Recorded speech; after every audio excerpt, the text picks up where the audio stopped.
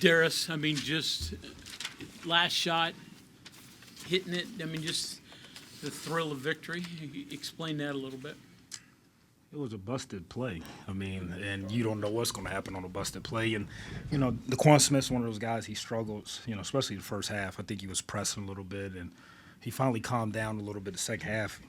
Finished with 18, it didn't feel like it, but I thought he had some open looks. And, that last one, he's made shots off balance, his whole career. So, kudos to him. He stayed the course. He moved on to the next play, even though he's struggling. What was it like being back here, and then does this win, a big win for your coaching career, mean anything more that it happened back here? I'm not going to lie, it means a lot. Basically grew up here. Special place, a lot of people that, helped me grow as a person. You see them in the stands, they're texting me, and, just to come back here with your own program is special. What does it mean? I mean, despite or on top of just you, what's the win mean over a Power 5 team for Radford? It means a lot. I mean, I think the fact that being the first time head coach in your hometown, and then my whole goal when I took the Radford job and was to take something that's good and try to make it great. And it's special to get these because they're really hard.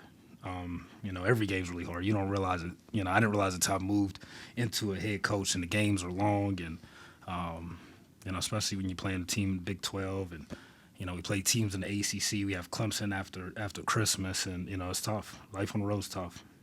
There's considering the WVU's roster situation, new guys coming in.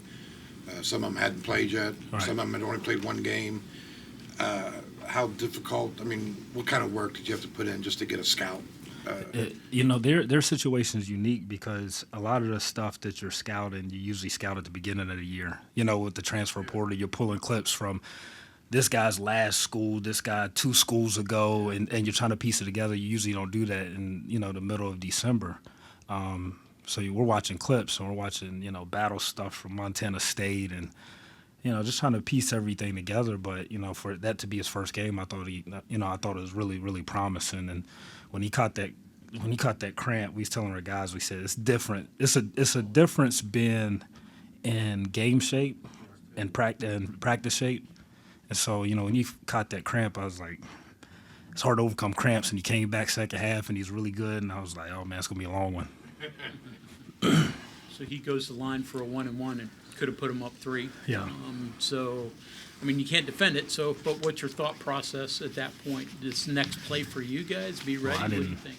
I didn't have any timeouts, so I just whatever happens at that point. So, they went on a run second half, and we had to use those timeouts. And, the crowd got into it. It got loud. And so I said, we can't save these timeouts. We may not be in the situation. Let's use them. So what did you call or have called for the last play? Different action?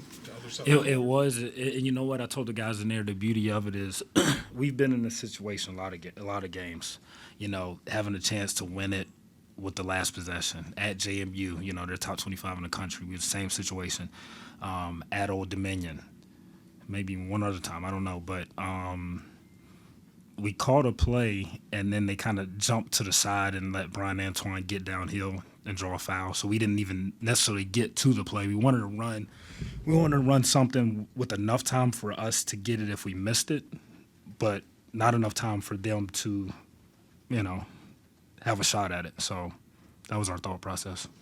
When Smith, he catches the ball, and there's still a couple seconds, then he loses it. He's got to go pick it up, and, and like you said, he just kind of throws something up there. Sounds like he's done that kind of stuff before. That's kind of he probably doesn't know how much time's left on the clock because he's trying to bend down and pick up the ball.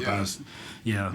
And, we've been saying it since June, get the ball with 2 hands, and guys don't understand why we always saying that. And he got the ball with 2 hands, and, he rose up, and a lot of times in that situation, there's not time to put pressure on yourself. That's all you have to do.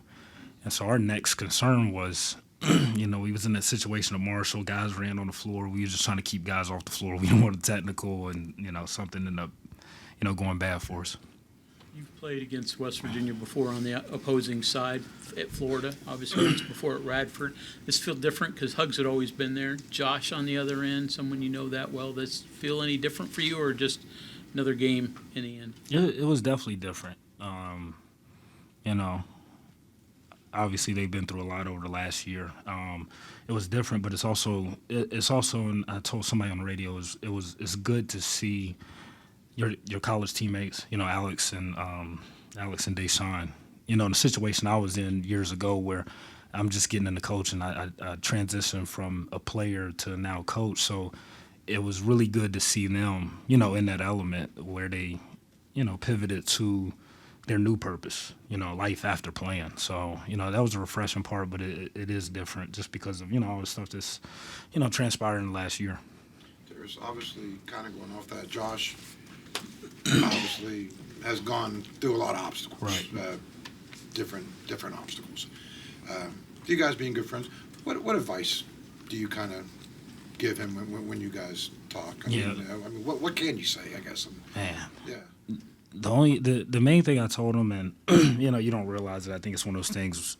Going from assistant to head coach, you go through a lot of the same things. So you your conversations end up more so with head coaches because you're going through the same thing. So the main thing I told him was advice I got from Dustin Kearns that I worked with him at Radford. Now he's at Appalachian State. He said, as a head coach, you're going to have big waves and you're going to have small waves, but they keep coming. He said sometimes the big waves are going to knock you off. You got to get back on. Sometimes you survive the little waves, and then you're like, okay, what's next? And so, I mean, he was like, that's a good way to put it, but, you know, that's what we signed up for. Mostly big waves. Here. Mostly big waves, yeah. Yeah. Did you offer that advice, or did he seek it out from you? We just on the phone, just hanging out. I was working out at night, and he was driving home, and I just called to check on him, and, you know, we just started talking. When he spoke about it, he said you mentioned some boogie boards in there. Oh yeah, that's for the big waves. Yeah, that's Yeah, what it is. yeah. Okay, thank you, Coach. Yeah, appreciate it.